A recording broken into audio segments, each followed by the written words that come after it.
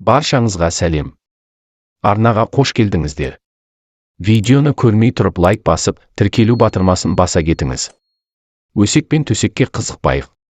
Нұржан Керменбаев өзін сынаған көпшілікке жауап берді. Осыған дейін Нұржан Керменбаев пен әнші Элизат Берікова ортақ видео түсіріп, көпшіліктің қызу талқысына түскен еді.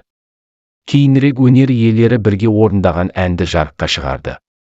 Алайда әлеуметтік желіде бір-бірінің қолын ұстаған видео жариялаған жұлдыздар тағы да оқырмандарынан сын естіді.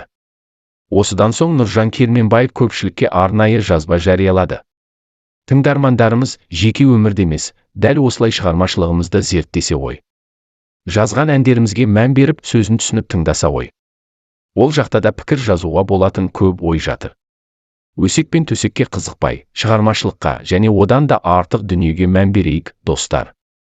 Жеке өмірді өзімізге қалдырыңыздар. Барлығыңызды құшақтадым деп жазды әнші. Ал желі қолданушыларын Керменбаевтың бұл жазбасы одан сайын ашуландырған. Онда сен интрига жасама, неге осы Димаштан ел бәле іздемей? Өздеріңді тәрбиелі, дұрыс ұстаңдар, саған мұндай жараспайды, халық көргенін жазады. Өсекке ілінгіңіз келмесе, мағыналы әніңіз туралы айтыңыз. Қызыл жүрекшені жандыра бермеңіз.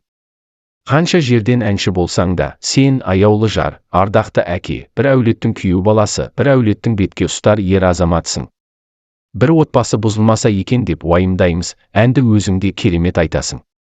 Бізге ондай нәрсе ерсі көрінеді екен, танылатын ән, хайпсызда таралады. Тыныш жүру керек деп пікір білдірді желідегілер. Ал сіздердің Керменбаевтың бұл қылығына ойларыңыз қандай? Пікірге жаза кетіңіз. Видео ұнаған болса лайк басып, арнаға тіркеліп, пікір қалдырып кетіңіз құрметті көрермен.